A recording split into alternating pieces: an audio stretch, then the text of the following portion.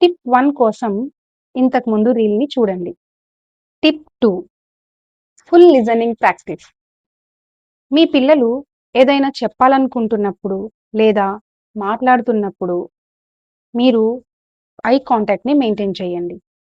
అమ్మకి చెప్పవా? అని మధ్యలో ఇంటరప్ట్ చేయకండి. దాని బదులు నువ్వు అలా ఫీల్ అయ్యావా నాన్నా? నేను ఇక నుంచి అర్థం చేసుకోవడానికి ప్రయత్నిస్తాను. సరేనా? ఈ విధంగా రెస్పాండ్ అవ్వండి.